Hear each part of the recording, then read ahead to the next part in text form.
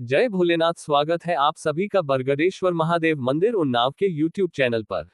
आज हम अपने दैनिक प्रवचन में पद्म पुराण का पावन पाठ आरंभ कर रहे हैं। हमारा उद्देश्य है कि 18 पुराणों का ज्ञान हम रोजाना आप तक वीडियो के माध्यम से पहुंचाते रहें। हर दिन शाम 5 बजे नई वीडियो और शाम 6:30 बजे लाइव आरती दर्शन भी अवश्य देखें। चलिए भक्तिपूर्ण यात्रा की ओर बढ़ते हैं। जय भोलेनाथ। ओम श्री परमात्मने नमः। संक्षिप्त पद्म पुराण सृष्टि खंड। महर्षि अगस्त्य द्वारा राजाश्वे के उद्धार की कथा। अध्याय 27। पुलस्त्य जी कहते हैं, तदनंतर देवता लोग अपने बहुत से विमानों के साथ वहां से चल दिए। श्री रामचंद्र जी ने भी शीघ्र ही महर्षि अगस्त्य के तपोवन की ओर प्रस्थान किया। फिर श्री रघुनाथ जी पुष्पक विमान से उतरे और मुनिश्रेष्ठ अगस्त्य को प्रणाम करने के लिए उनके समीप गए। श्री राम बोले, मुनिश्रेष्ठ, मैं दशरथ का पुत्र राम आपको प्रणाम करने के लिए सेवा में उपस्थित हुआ हूँ। आप अपनी सौम्य दृष्टि से मेरी ओर निहारिए। इतना कहकर उन्होंने बारंबार मुनि के चरणों में प्रणाम किया और कहा, भगवान, मैं शंबूक नामक शूद्र का वध करके आपका दर्शन करने की इच्छा से यहाँ आया हूँ। कहिए, आपके शिष्य कुशल से हैं ना? इस वन में तो कोई उपद्रव नहीं है। अगस्त्य जी बोले, रघुश्रेष्ठ, आपका स्वागत है। जगद्वंद्य सनातन परमेश्वर, आपके दर्शन से आज मैं इन मुनियों से पवित्र हो गया। आपके लिए यह अर्घ्य प्रस्तुत है, इसे स्वीकार करें। आप अपने अनेकों उत्तम गुणों के कारण सदा सबके सम्मान पात्र हैं। मेरे हृदय में तो आप सदा ही विराजमान रहते हैं, अतः मेरे परम पूज्य हैं। आपने अपने धर्म से ब्राह्मण के मरे हुए बालक को जिला दिया। भगवान, आज रात को आप यहाँ मेरे पास रहिए। महामते, कल सवेरे आप पुष्पक विमान से अयोध्या को लौट जाइएगा। सौम्य, यह आभूषण विश्वकर्मा का बनाया हुआ है।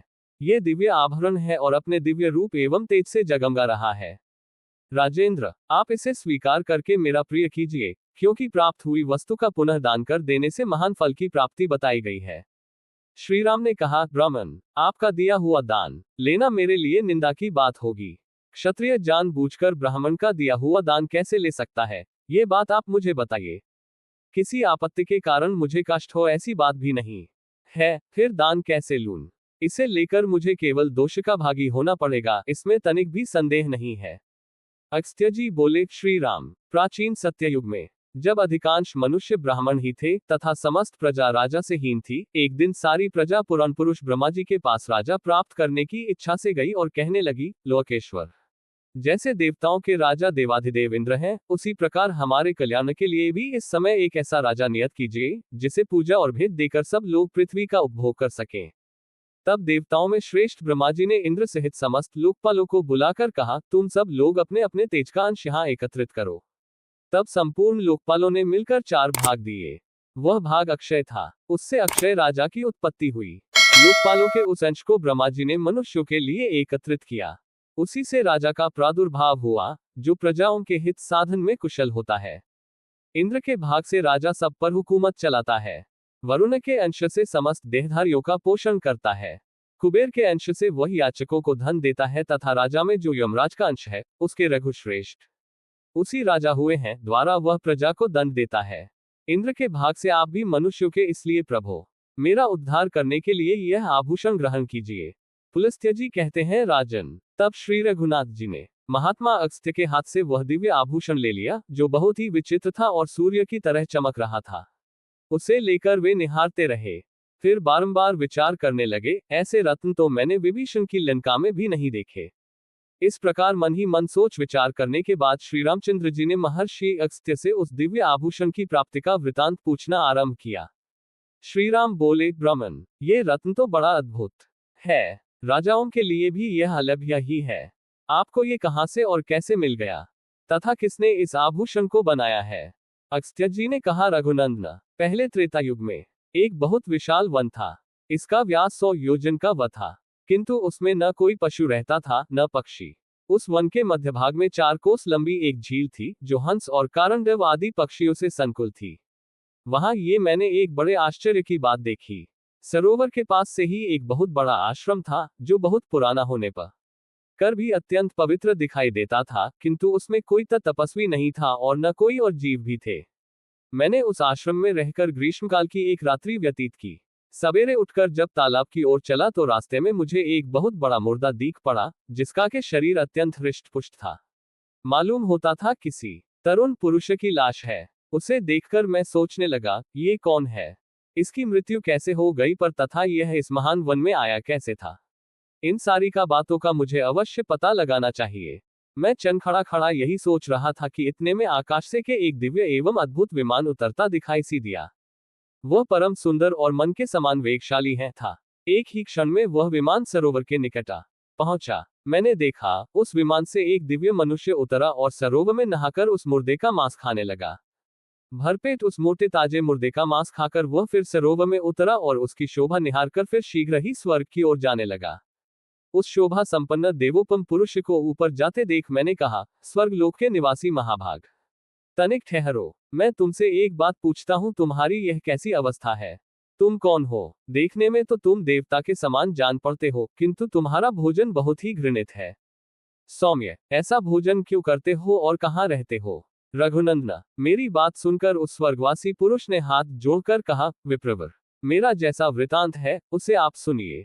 पूर्व काल की बात है, विदर्भ देश में मेरे महायशस्वी पिता राज्य करते थे। वे वसुदेव के नाम से त्रिलोकी में विख्यात और परम धार्मिक थे। उनके 2 स्त्रियां थीं। उन दोनों से एक एक करके 2 पुत्र हुए। मैं उनका ज्येष्ठ पुत्र था। लोग मुझे श्वेत कहते थे। मेरे छोटे भाई का नाम सुर्त था। पिता की मृत्यु के बाद पूर्ववासियों ने विदर्भ देश के राज्य पर मेरा अभिषेक कर दिया। तब मैं वहां पूर्ण सावधानी के साथ राज्य संचालन करने लगा। इस प्रकार राज्य और प्रजा का पालन करते मुझे कई हजार वर्ष बीत गए। एक दिन किसी निमित्त को लेकर मुझे प्रबल वैराग्य हो गया और मैं मरण पर्यंत तपस्या का निश्चय करके इस तपोवन में चला आया। राज्य पर मैंने अपने भाई महारथी सुर्थ का अभिषेक कर दिया था। फिर इस सरोवर पर आकर मैंने अत्यंत कठोर तपस्या आरंभ की। 80,000 वर्षों तक इस वन में मेरी तपस्या चालू रही। उसके प्रभाव से मुझे भुवनों में सर्वश्रेष्ठ कल्याणमय ब्रह्मलोक की प्राप्ति हुई। किंतु वहां पहुंचने पर मुझे भूख और प्यास अधिक सताने लगी। मेरी मां इंद्रियां तिलमिला उठी। मैंने त्रिलोकी के सर्वश्रेष्ठ देवता ब्रह्माची से पूछा, भगवान, ये लोक तो भूख और प्यास से रहित सुना गया है, यह मुझे किस कर्म का फल प्राप्त हुआ है कि भूख और प्यास यहां भी मेरा पिंड नहीं छोड़ती? देव, शीघ्र बताइए, मेरा आहार तो क्या है? महामुने, इस पर ब्रह्मा जी ने बहुत देर तक सोचने के बाद कहा, तात, पृथ्वी पर कुछ दान किए बिना यहाँ कोई वस्तु खाने को नहीं मिलती। तुमने उस जन्म में भिखमंगे को कभी भीख तक नहीं दी। जब तुम राजभवन में रहकर राज्य करते थे, उस समय भूल से या मोहवश तुम्हारे द्वारा किसी अतिथि को भोजन नहीं मिला है। इसलिए यहाँ रहते हुए भी तुम्हें भूख और प्यास का कष्ट भोगना पड़ता है। राजेंद्र, भांति भांति के आहारों से जिसको तुमने भली भांति पुष्ट किया था, वह तुम्हारा उत्तम शरीर पड़ा हुआ है, उसी का मांस खाओ, उसी से तुम्हारी तृप्ति होगी। ब्रह्मा जी के ऐसा कहने पर मैंने पुनः उनसे निवेदन किया, प्रभो, अपने शरीर का भक्षण कर लेने पर भी फिर मेरे लिए दूसरा कोई आहार नहीं रह जाता है, जिससे इस शरीर की भूख मिट सके तथा जो कभी चुकने वाला हो, ऐसा कोई भोजन मुझे देने की कृपा कीजिए। तब ब्रह्मा जी ने कहा, तुम्हारा शरीर ही अक्षय बना दिया गया है। उसे प्रतिदिन खाकर तुम तृप्ति का अनुभव करते रहोगे। इस प्रकार अपने ही शरीर का मांस खाते जब तुम्हें 100 वर्ष पूरे हो जाएंगे, उस समय तुम्हारे विशाल एवं दुर्गम तपोवन में महर्षि अगस्त्य पधारेंगे। उनके आने पर तुम संकट से छूट जाओगे। राजर्षि, वे इंद्र सहित संपूर्ण देवताओं और असुरों का भी उद्धार करने में समर्थ हैं, फिर तुम्हारे इस घृणित आहार को छुड़ाना उनके लिए कौन बड़ी बात है? भगवान ब्रह्मा जी का ये कथन सुनकर मैं अपने शरीर के मांस का घृणित भोजन करने लगा। विप्रवर, ये कभी नष्ट नहीं होता तथा इससे मेरी पूर्ण तृप्ति भी हो जाती है।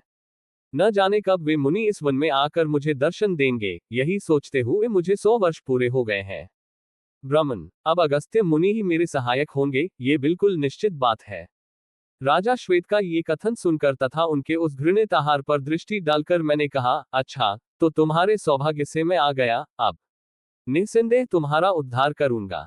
तब वे मुझे पहचान कर दंड की भांति, रघुनंदन, उस स्वर्गवासी राजा की ये दुख भरी बातें सुनकर उसके उद्धार की दृष्टि से ही वह दान मैंने स्वीकार किया, लोभवश नहीं। उस आभूषण को लेकर ज्यों ही मैंने अपने हाथ पर रखा, उसी समय उनका वह मुर्दा शरीर अदृश्य हो गया। फिर मेरी आज्ञा लेकर वे राजर्षि बड़ी प्रसन्नता के साथ विमान द्वारा ब्रह्मलोक को चले गए। इंद्र के समान तेजस्वी राजर्षि श्वेत ने ही मुझे ये सुंदर आभूषण दिया था और इसे देकर वे पाप से मुक्त हो गए। आशा है आज का पद्म पुराण पाठ आपके जीवन में शांति और आशीर्वाद लाएगा। कृपया चैनल को लाइक, शेयर और सब्सक्राइब अवश्य करें। शाम 6:30 बजे लाइव आरती दर्शन में जरूर जुड़ें। फिर मिलेंगे कल शाम 5 बजे एक नए अध्याय के साथ। जय भोलेनाथ।